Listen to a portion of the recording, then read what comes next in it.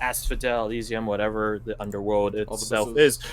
Shades punishment for Shades can get personal. Hell has a bit like don't get me wrong, it breaks you down by crime, but there's no personal charm to its tortures. Not the case for Greek mythology. But that's not necessarily where we're going with this. As you're looking around, Rose, keeping an eye out amidst this gloom, which is a bit hard considering how when you look up, it's utter darkness. When you look to your left and right, it's a bunch of shipwrecks with their own dark shades of gray. No joke on that. Stuff like that.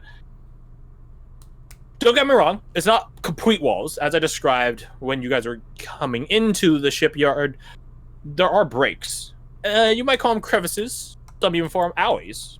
Not that you guys would venture into them. You guys would be shimming gut to wall, except the wall has a bunch of jagged nails and wood, so not exactly a sound plan. As you're surveying the nearby vicinity to the best of your ability, Rose, you see something. Only you see it. It is a shade, yes, I mean it, with a very vague silhouette, almost as if it's covered in something. You recognize what... You've seen this style before, except they don't usually stand up. It's a tarp of some sort, something you would use to cover a corpse, either by a cleanup crew, or a crime scene investigation, or in your Slayer relevant line of work, you know, body bags, bring back from the field through town to the morgue. As you all travel, you just see this thing. It shifts from place to place. Sometimes you see it in an alleyway, then you lose sight of it. Then it's suddenly behind you, peeking out. Sometimes its face, so quote unquote, through the darkness above you. This shade haunting you. You can hear, though, as like that's how you know it moves locations. You hear the clanking of armor just echoing out into the water. You also hear, it makes no sense, you're underwater, it shouldn't sound like this, but it does to you, raspy breathing, wet breathing. It never comes close. It's always just at the edge of your vision. I think occasionally she would just try to like pin it down visually and like point it out to probably Varric, because he's the most skeptical person here, presumably. But I'm imagining like she probably can never really point it out to him. Varric is a bit predisposed. He's a bit occupied. You are. Dun dun dun.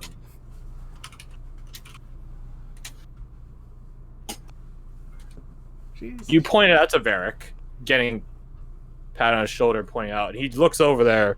I don't see anything. It might be just the darkness playing tricks on you. He's a bit of a labored breathing right now himself. Might be playing tricks on a lot of us right now. It'd be highly probable, but also, we're in a ship graveyard. I'm not gonna put it past something weird being over there. Rules of the game. Just get through it. Abigail remarks, looking in a direction herself. So, following that. This all happens simultaneously. It's not back to back to back. It's all happens simultaneously. Following you is Ruhan. As you're traveling next to Abigail, you know, Abigail having her own unabashed armor style, which is say no armor, mage armor rather, and not really wearing a helmet like some more tactically minded of you. You know, her hair just sort of just goes around. Same for most of you. Same for you with all your fur. As you guys are traveling amidst the darkness and the gloom, you see something out there. Out of concern, fear, paranoia. You frequently take looks behind you. It makes sense. You're in the back. The back should keep an eye on the flank. And you keep catching glimpses of a figure as well, your own shade. Don't get me wrong, these shades I am describing to you guys have silhouettes, but very little detail work. Your shade, Ruhan, is feminine. It's feminine. It trails behind you with a very slow, purposeful, deliberate walk. Never going too fast to seem like she's rushing, nor does she slow down to drift back into the darkness. She keeps well paced with all of you. Wait, hold the hell on. You said she was walking while we were swimming? Yes, she Nah. strides while you guys swim. Nah, none of that. Nope. She It's looks so... Yes? She's like looking out for her underwear. What is that? What is that? She follows where you're pointing. I don't see anything, Ruhan. She puts a hand on you. Keep calm. This was part of the game. Wait, you said that you had what is it called? Someone who gives you magic, correct? Yes. Right, what does she look like? Well, I sort of have two, really. Short hair. Abigail might notice the water around her slightly warmer. Awful, terrible, bad. That is horrific.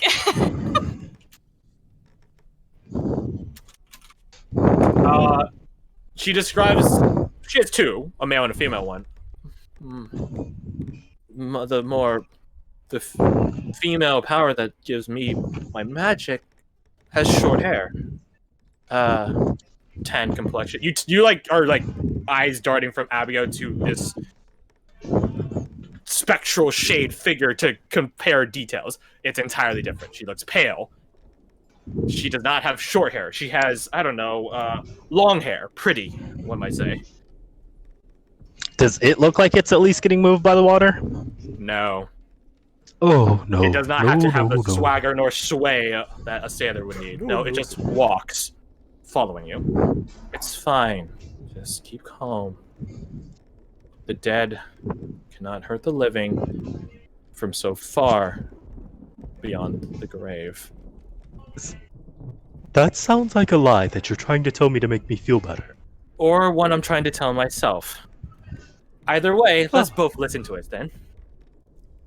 I Yes, second it's that good advice. The question... Yeah, so... She's certainly smaller than you. She's shorter than Abigail. I want to say... Abigail's like 5'8", 5'9". So pretty. That's a big girl. Abigail has, you know... Actually, I actually have a... Wait, I think I actually have her actual height. That's just me guesstimating. Let me actually see.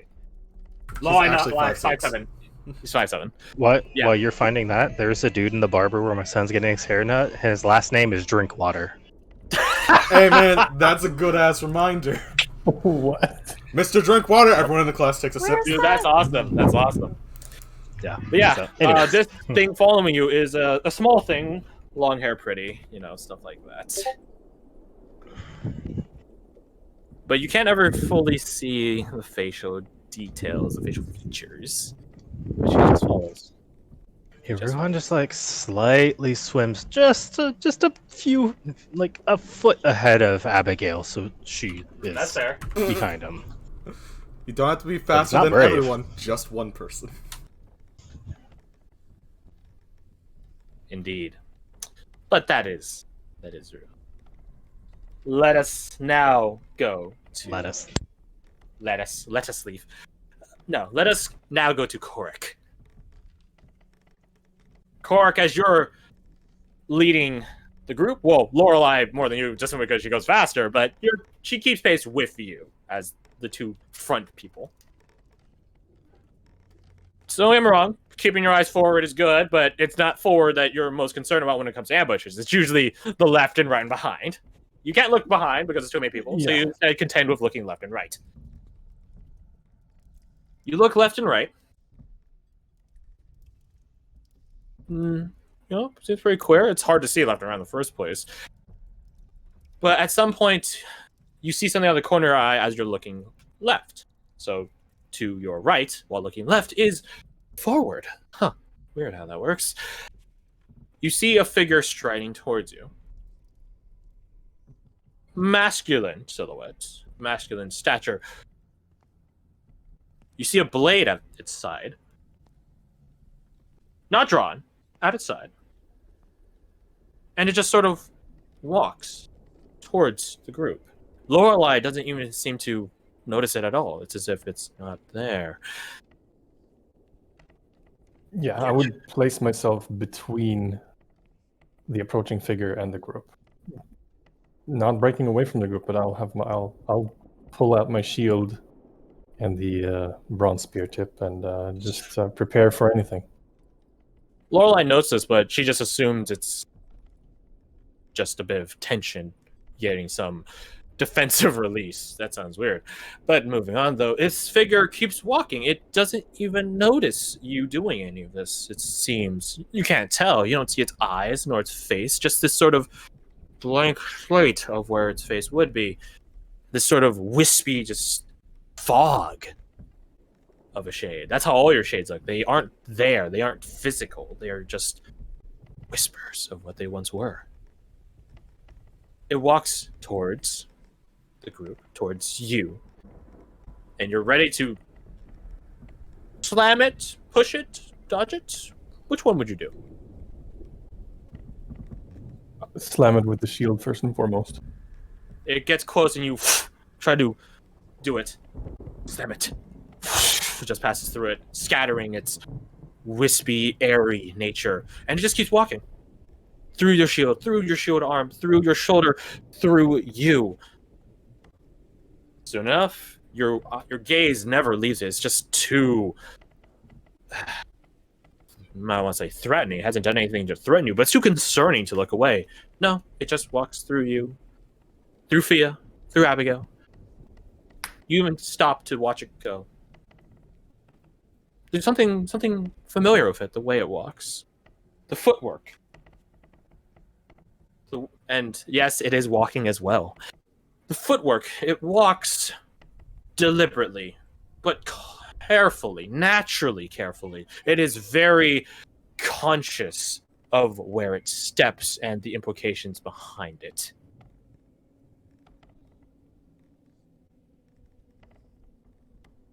But there is, despite that ingrained nature of its footwork, it has a limp that sort of brings that whole image a bit asunder. It's not a very, like, it's dead, so what does it matter, right? But, it doesn't slow it. It definitely makes an awkward stride, but it doesn't slow it. It just sort of accelerates its gait to compensate, breaking that image of fancy footwork. Wow. And you watch it go. Also, yeah, I heard noise. You watch it go from front through you, through Fia, through Abigail, back out into the darkness. And then once more does it come from the front again. Still the same. This time I would call out and to the group and you guys see this? Be ready.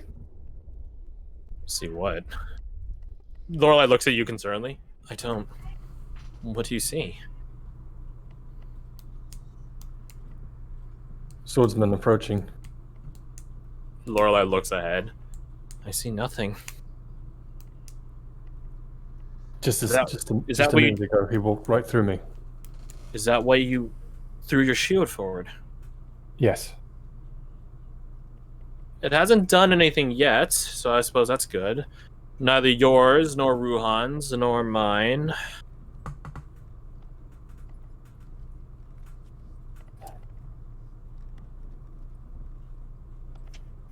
Keep calm.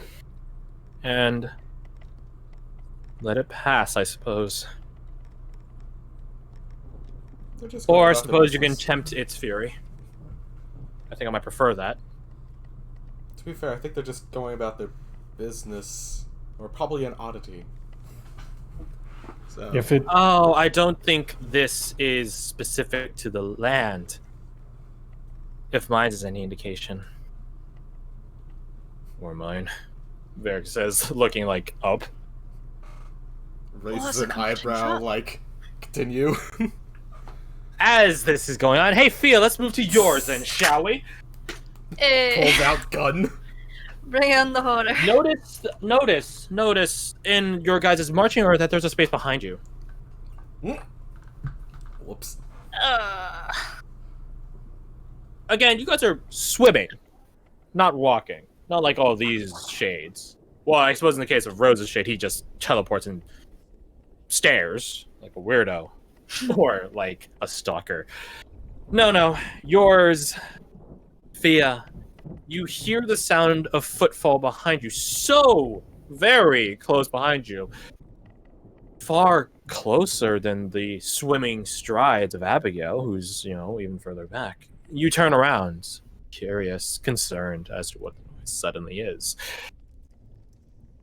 It's an older figure, you think, from the way it has a hunch to it. That or someone with just bad posture, who knows? Masculine silhouette, male. At least you think so. It's similar to you, has a satchel at its side.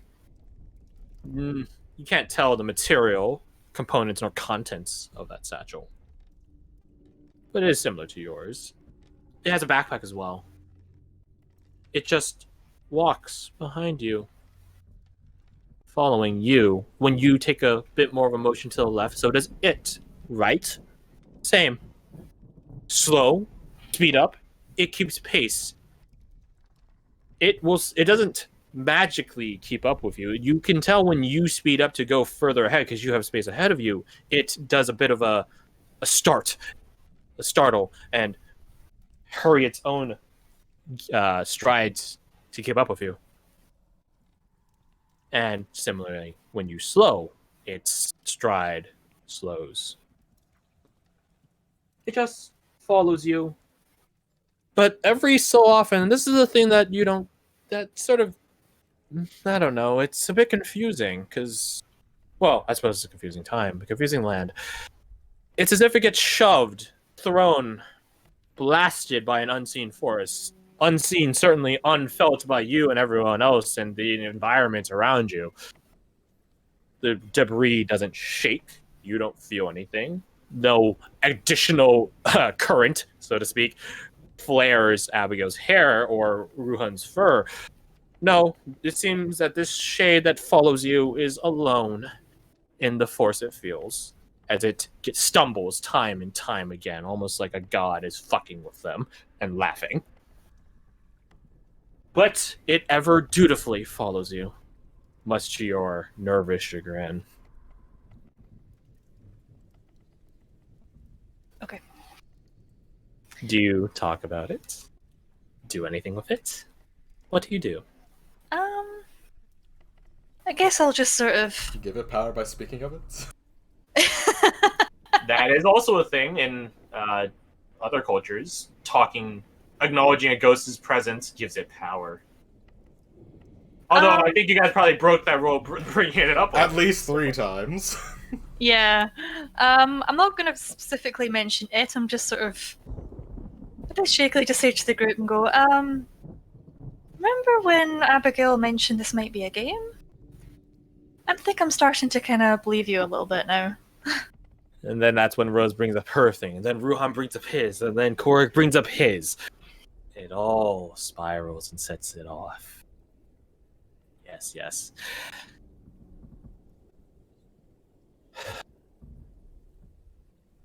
You guys don't know how long how much time passes. So concentrate on your personal shades you are. 1 minute, 2, 5, 10. Who knows until you open up a pocket watch, if such things are reliable in this land. Who knows? Eventually, you guys, well, Korik before the rest of you, you see a clearing, quote unquote, a clearing of a plaza in its own right. Similar enough to the entry area, this sort of circular, this one's a bit more ovaline area, which is bereft. Well, not entirely, it's not perfectly clean of debris and such, but it's mostly clean of debris, rocks, cannon, like broken cannons or cannonballs, and broken anchors, scattered chains, stuff like that. And as you're on the approach of it, Korik, since you're the one ahead, and since your ghost is the one that goes forward then back, it's very fitting, actually. Now I think about it, you guys worked this out so perfectly. One last time, right before you actually see this area, does your shade begin its trek once more. And as you guys come towards this area, the gloom, this sort of field of view, so to speak, changing with it. Your shade no longer has its loop. Going backwards, Fia, at some point, your shade stops following you. Rose, you hear one last time the clank of armor and a raspy breath before silence and nothing.